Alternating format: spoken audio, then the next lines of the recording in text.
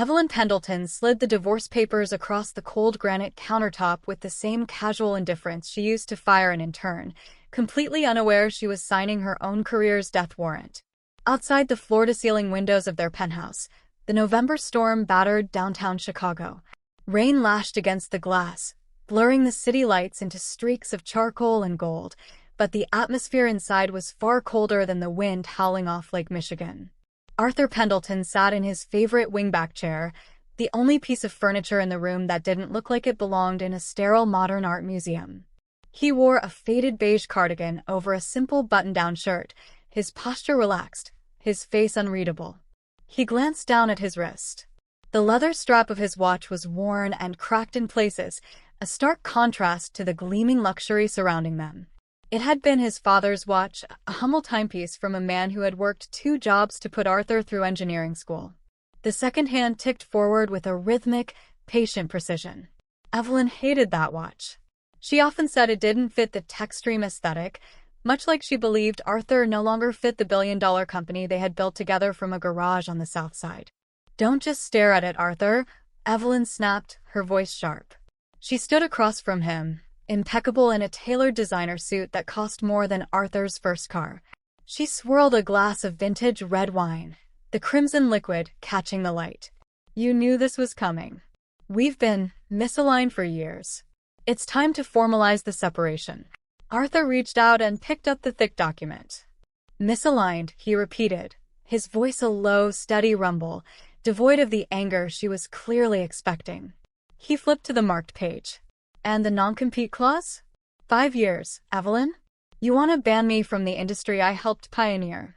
Evelyn sighed, an impatient sound that signaled she was explaining simple concepts to a slow child. "It's standard protection for the shareholders, Arthur. You're a brilliant coder, I'll give you that. But you're a legacy system in a cloud-based world. TechStream needs an upgrade. We need a CEO who looks like the future, not the past. And frankly, so do I." The insult was precise, designed to hurt, to provoke a reaction that would justify her cruelty. She wasn't just ending a 20-year marriage. She was rewriting history, erasing his sweat and sacrifice to position herself as the sole architect of their success. She wanted him gone, not just from her bed, but from the world they inhabited. Arthur looked up at her, his dark eyes searching her face for any trace of the woman he had married, the woman who used to share takeout with him on the floor of a server room. All he saw was ambition that had curdled into arrogance. "Is this really what you want, Evie?"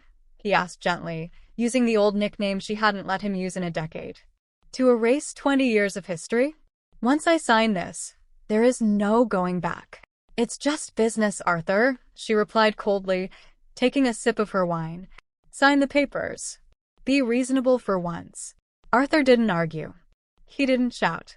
He didn't beg. He simply reached into his pocket, pulled out his own pen, and uncapped it. With a hand that didn't tremble even slightly, he signed his name on the dotted line. The scratch of the nib was the only sound in the cavernous room. He closed the folder and pushed it back toward her. Evelyn snatched the documents up, a smile of relief and triumph breaking across her face. She had won. The legacy system had been decommissioned without a fight. As Evelyn turned her back to pour another drink, she missed the notification flashing on Arthur's phone screen. "Protocol Alpha. Asset transfer initiated."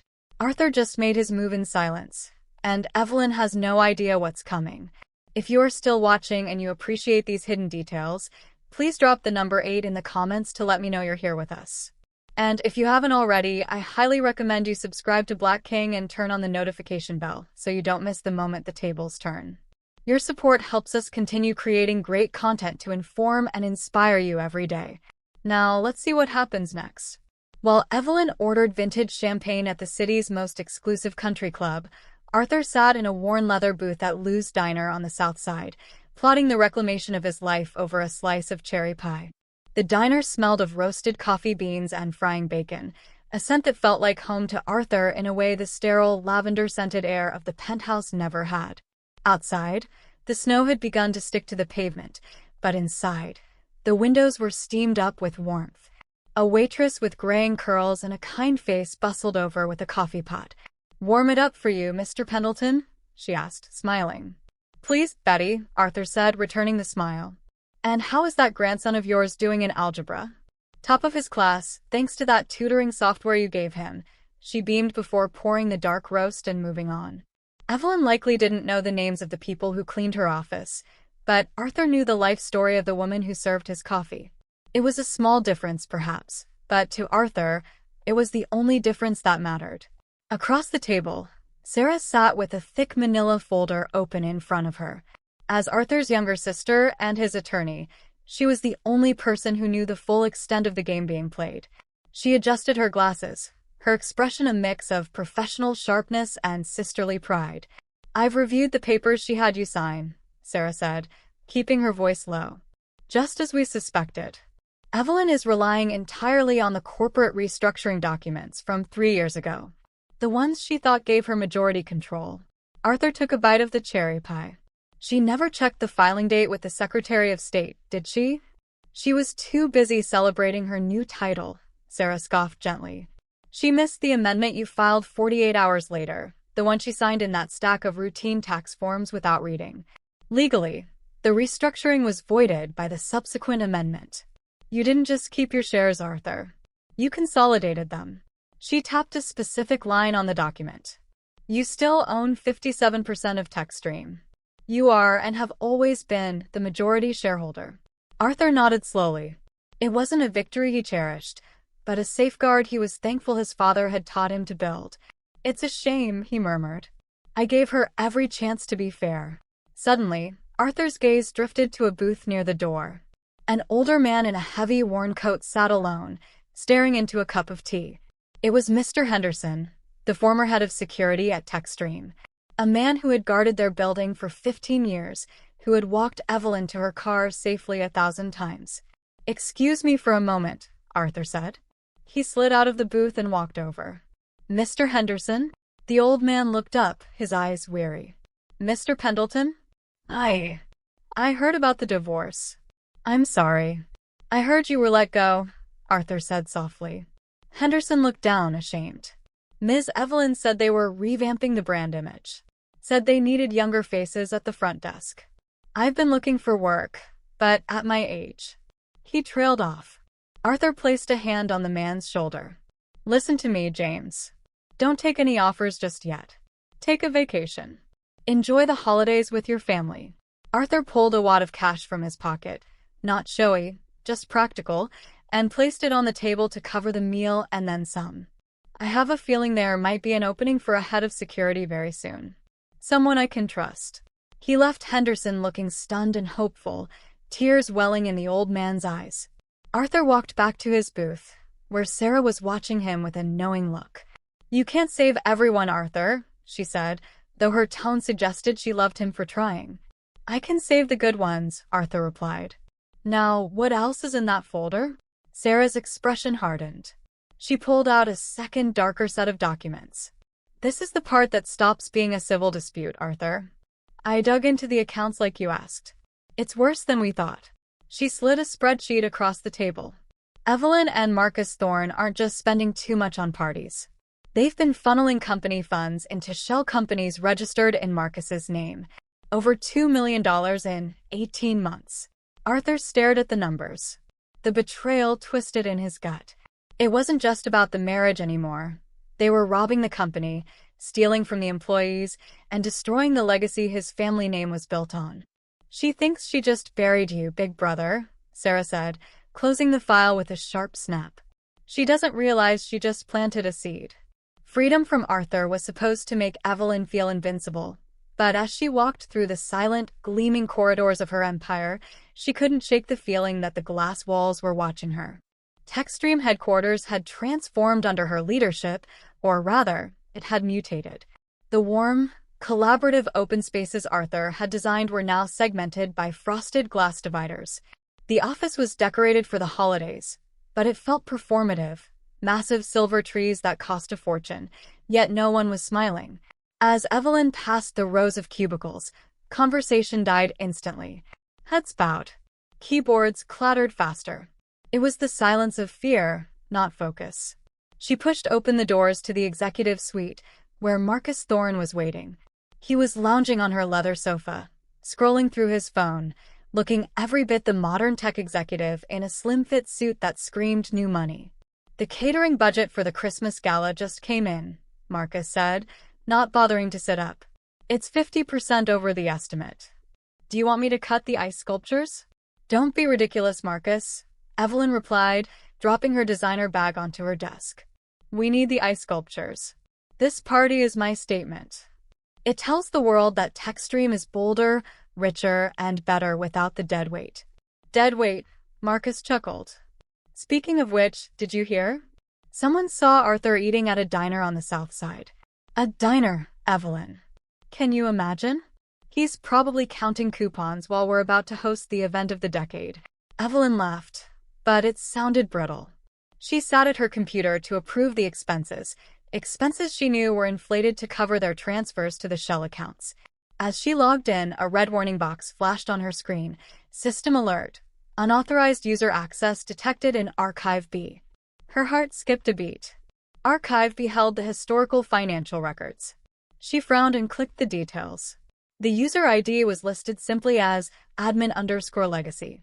"Marcus," she said sharply, "did IT run a diagnostic today?" "Probably," he shrugged. "Why?" "Just a glitch," she muttered, closing the window. It had to be a glitch. Arthur's access codes had been revoked weeks ago. She was just being paranoid. She was the CEO. She was untouchable. Needing to assert that dominance, she picked up her phone and dialed Arthur's number. He answered on the second ring, his voice calm and steady. "Hello, Evelyn." "Arthur," she said, leaning back in her chair.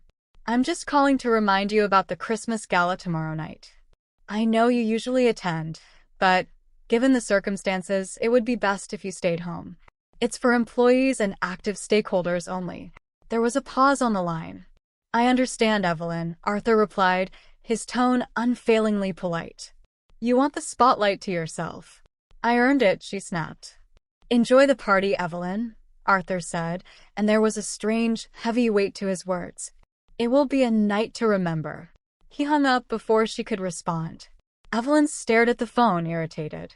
She opened her desk drawer to toss the phone inside, but her hand brushed against a wooden frame hidden at the back. She pulled it out. It was a photo from 20 years ago. Her and Arthur, covered in grease and dust, sitting on the floor of their first rented garage, holding a celebratory pizza. They looked exhausted, poor, and incredibly happy. For a split second, Evelyn's finger traced Arthur's smiling face. A pang of something sharp, regret maybe, pierced her chest. "Ready for lunch, babe?" Marcus asked, walking into the room. Evelyn jumped. She looked at the photo, then at Marcus, slick, expensive, and hollow. She made her choice. She walked over to the industrial trash compactor in the corner of the room, the one installed to destroy sensitive documents. "Just clearing out some old junk," she said. She dropped the frame into the slot. As the machine whirred and crushed the last memory of their partnership, Evelyn didn't realize she had just thrown away her only chance for mercy. The stage is set for the Christmas Gala, but the most important guest hasn't arrived yet. If you are ready to see Arthur take back what is his, please comment the number 1 below. Make sure you are subscribed to the Black King channel and have that bell turned on, because the next chapter changes everything. Your support is what drives us to keep telling these meaningful stories. Now, let's continue to the climax. The ballroom of the Drake Hotel glittered with crystal chandeliers and corporate ambition, but the temperature in the room seemed to drop 10 degrees the moment Arthur Pendleton walked through the double doors. Outside, a heavy Christmas Eve snow was burying Chicago in white silence, but inside, the air was hot with jazz music, expensive perfume, and the hum of self-congratulation. Evelyn stood center stage, bathed in a spotlight that made her red dress look like a flame. She held a microphone, her face flushed with the intoxication of total control. "Tonight marks a new era for Techstream," Evelyn announced, her voice booming over the speakers. "We are shedding the weight of the past to sprint into the future. As many of you know, my co-founder, Arthur Pendleton, has decided to retire effective immediately. We thank him for his service, but it is time for leadership that matches our ambition." A polite ripple of applause moved through the crowd, but it died abruptly as heads began to turn. Arthur was walking down the center aisle. He wasn't shouting. He wasn't running. He moved with a slow, deliberate cadence that commanded absolute attention. He was wearing a vintage tuxedo, the very same one he had worn 10 years ago when he and Evelyn had rung the opening bell at the stock exchange. It was a visual reminder of the roots she was trying to sever. Evelyn faltered. Her smile twitched. She glared at the side entrance where the security team was stationed. She made a sharp, cutting motion across her throat, signaling them to remove him. At the door, Mr. Henderson, wearing a fresh Techstream security uniform, saw the signal. He looked at Evelyn, then looked at Arthur. Slowly, deliberately, Henderson crossed his arms over his chest and gave Arthur a respectful nod. He didn't move an inch. The wall of muscle Evelyn thought she had bought had just declared its true loyalty. Arthur stepped onto the stage. The silence in the room was deafening. He stopped next to Evelyn, who looked ready to shatter. He didn't grab the microphone from her. He simply leaned in, his voice calm enough to be picked up by the sensitive audio. Reports of my departure have been, Arthur paused, looking out at the sea of faces, legally exaggerated. Get off my stage, Evelyn hissed, her voice trembling off mic. You sign the papers. You're nobody. I'm a citizen, Evelyn, Arthur replied softly. And I'm a shareholder. On the floor below, Sarah was already moving. With the efficiency of a seasoned litigator, she moved down the front row where the board of directors sat. To each member, she handed a thick, bound document stamped with the state seal. The restructuring documents Evelyn holds are void, Arthur announced, his voice projecting clearly now. The filings she relied on were amended 48 hours later, an amendment she signed without reading. According to the state of Illinois, I do not own 49% of this company. I own 57%.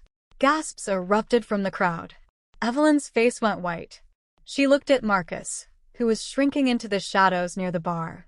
I am the majority shareholder, Arthur continued, his eyes hardening, and I am calling for an immediate vote of no confidence in the current CEO. The room fell silent as the chairman of the board looked from the papers to Evelyn, adjusted his glasses, and slowly raised his hand. I vote yes. Evelyn's face wasn't just pale. It was the color of a woman watching her entire future evaporate in real time, leaving behind only the cold reality of her choices. The private conference room just off the main ballroom was soundproof, cutting off the murmurs of the confused crowd outside. Inside, the silence was heavy enough to crush bone. Evelyn sat at the head of the table, trembling. Marcus Thorne stood in the corner, wiping sweat from his forehead with a silk handkerchief. Arthur stood by the water cooler. He filled a paper cup and placed it gently in front of Evelyn. Drink, he said softly. It was the same simple kindness he had shown the security guard at the diner, offered now to the woman who had tried to destroy him. Why are you doing this? Evelyn whispered, staring at the cup. Because of the divorce? We built this company together, Arthur. You can't burn it down just because you're hurt. Arthur pulled out a chair and sat opposite her. The divorce is your choice, Evelyn. I accepted that. But this, he nodded to Sarah, who connected her tablet to the room's display screen, is about justice. The screen flickered to life. It wasn't a slideshow of sales figures. It was a complex web of bank transfers. Montgomery Holdings, Thorne and Associates, EP Consulting. Sarah read the names aloud. Shell companies, all of them. Registered in the Caymans, but controlled from an IP address right here in this building. She looked at Marcus. Yours, actually. Evelyn's eyes widened. She looked at the screen, then at Marcus. You said those transfers were for the overseas expansion. They were, Arthur corrected. An expansion of your personal assets. $2 million embezzled in 18 months. That's not a business strategy, Evelyn. That's a felony. The word hung in the air. Felony. Prison. I didn't know, Evelyn stammered, looking at Marcus for support. Marcus handled the accounts. I just signed off on the broad strokes. He told me it was legal tax optimization. Marcus, the man who had promised her the world, the man she had left Arthur for, didn't step forward to defend her. He stepped back. She authorized everything, Marcus blurted out, his voice high and thin with panic. I have the emails. She pushed for the lifestyle upgrades. I was just following orders from the CEO. Evelyn stared at him, the betrayal hitting her harder than the loss of the company. She had thrown away a husband who would have taken a bullet for her, for a coward who was throwing her to the wolves to save his own skin. "Enough," Arthur said, his voice cutting through the bickering. He looked at Evelyn with a profound sadness. "The board has already voted. You're out, Evelyn. And the forensic audit starts tomorrow." Am I going to jail tonight?" she asked, her voice breaking. Arthur stood up and walked to the door. "2 detectives are waiting in the hallway, but I asked them to wait by the service exit." He looked back at her one last time. "I will make a scene out there. I won't let them handcuff you in front of the employees. Walk with dignity, Evie. For the sake of the man who used to love you." Evelyn stood up on shaky legs. She walked past Arthur, unable to meet his eyes, and stepped into the cold corridor. As the police lights flickered silently against the snowy alleyway, Evelyn looked back at the warmth of the hotel, realizing she was now on the outside of her own life forever. The morning after Christmas was always quiet in Chicago, but for Arthur Pendleton, the silence finally felt like peace instead of loneliness. The storm that had raged for weeks had finally broken, leaving behind a sky of brilliant, piercing blue. Sunlight bounced off the snow-covered streets, flooding the executive office of TechStream with a warmth that had been missing for years. Arthur stood behind the desk, Evelyn's old desk, but the sleek, intimidating glass surface was gone. In its place was his old drafting table, dragged up from the basement storage. The door opened, and Sarah walked in, carrying 2 mugs of coffee. She looked tired but lighter, as if a heavy coat had been taken off her shoulders. "The team is waiting in the atrium," she said, setting the mugs down. "They're nervous, Arthur. Rumors of mass layoffs are flying around. They think you're going to burn everything Evelyn touched." "Let's go tell them the truth," Arthur said. They walked out to the balcony overlooking the main floor. Hundreds of faces looked up at him. Programmers, designers, interns. They looked terrified. Arthur remembered the fear in the office just a few days ago, the silence of people afraid to breathe wrong. "Good morning," Arthur's voice carried without a microphone in the hush. "I know many of you are worried about your jobs. I know you've been led by fear for the last few years." He paused, making eye contact with the front row. "That ends today. There will be no mass firings. We are not a factory. We are a family. We build technology for people, by people. And from this moment on, kindness is no longer a weakness here. It's our policy." A collective exhale seemed to sweep through the room. Shoulders dropped. Smiles appeared. To prove it, Arthur continued, gesturing to the entrance. "Please welcome back our Director of Campus Safety." The doors opened, and Mr. Henderson walked in, wearing a crisp new uniform and a smile that stretched from ear to ear. The applause started slowly, then swelled into a roar. It wasn't polite corporate applause. It was genuine, loud, and joyous. Henderson waved, tears gleaming in his eyes. Later that afternoon, Arthur sat alone in his office. On the table lay the non-compete agreement Evelyn had forced him to sign, the document that was meant to exile him from his life's work. He picked it up. He didn't shred it violently. He simply tore it in half, then in half again, dropping the pieces into the recycling bin with a soft flutter. Sarah leaned against the doorframe, watching him. "Do you miss her?" she asked quietly. "After everything?" Arthur turned to look at the skyline. He thought about the garage where they started, the pizza on the floor, and the cold look in Evelyn's eyes as she walked into the police lights. "I miss the memories, Sarah," Arthur admitted, his voice steady. "I miss the girl who dreamed with me. But that woman didn't exist anymore." And truthfully, he smiled, a genuine expression that reached his eyes. "I like who I am becoming again. I like the man who buys cherry pie and remembers people's names." He turned back to the window. The city below was waking up, moving forward, just like him.